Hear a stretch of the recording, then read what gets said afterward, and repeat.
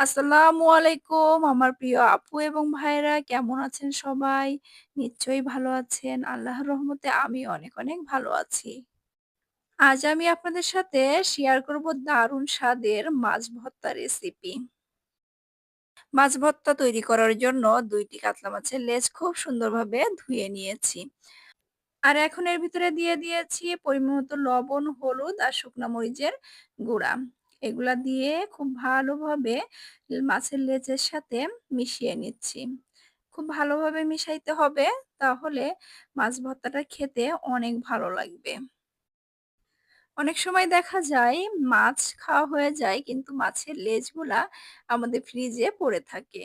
তো আমার দেখানো পদ্ধতিতে আপনারা যদি মাছের লেজগুলা ভর্তা করে খান তাহলে আপনাদের কাছেও অনেক ভালো লাগবে। মাত্র ২ টি লেজ দিয়ে আমি পরিবারের সবার জন্য সুস্বাদু এই মাছ ভর্তাটা তৈরি করে নেব। মসলাগুলো খুব ভালোভাবে মাছের সাথে মিশিয়ে কিছু সময় রেস্টে রেখে দিব। এখন চলে যাচ্ছি চুলায়। চুলায় একটি কড়াই দিয়ে খুব ভালোভাবে এটা গরম করে নিয়েছি। এখন কিছুটা পরিমাণে তেল দিয়েছি, রান্নার রেগুলার তেল।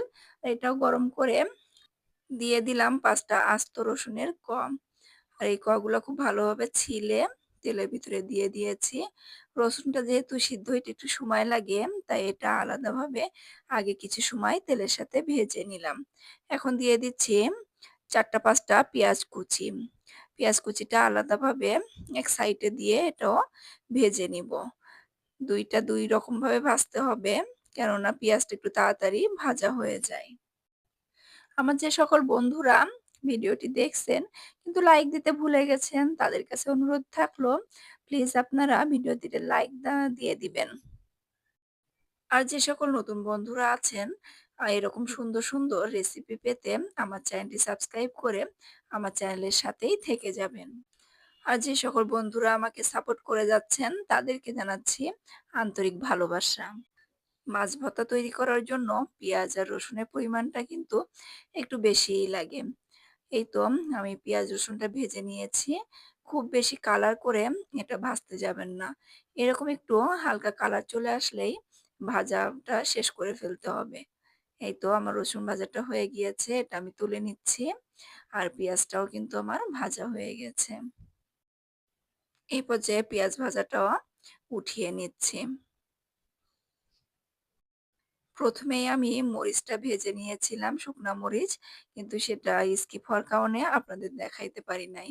এখন পেঁয়াজ, রসুন আর এই শুকনা মরিচটা আমার ভাজা হয়ে গিয়েছে। এখন ভেজে নিব মাছ। এই যে তেলটা অবশিষ্ট রয়েছে সেই তেলের ভিতরেই মাছের লেজ ২ টা দিয়ে দিচ্ছি এবং খুব ভালোভাবে ভেজে নিব। মাত্র ২ টা লেজ দিয়ে আমি পরিবারের সকলের জন্য সুস্বাদু এই মাছ ভর্তাটা তৈরি করে নিয়েছি। এই মাছ ভর্তা এতটা মজার হয় যে আপনারা যারা খান নাই তারা বুঝতে পারবেন না। এই পর্যায়ে মাছের ২ পাশ উল্টে খুব ভালোভাবে ভেজে নিয়েছি। মাছ ভাজিটা আমার কমপ্লিট হয়ে গিয়েছে। এখন উঠিয়ে নিচ্ছি।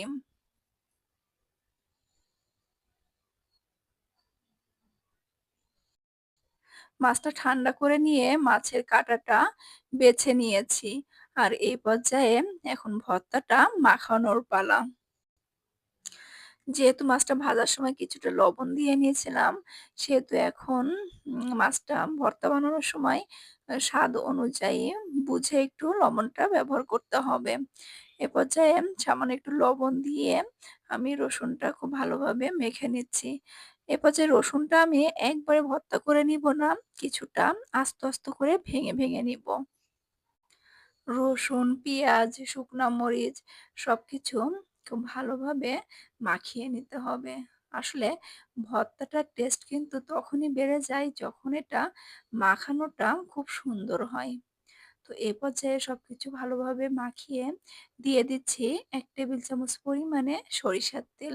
সরিষার তেলটা দিলে ভর্তার স্বাদটা আরো বেশি বেড়ে যায়। তো কেউ এখানে ধনিয়া পাতাও ব্যবহার করতে পারেন।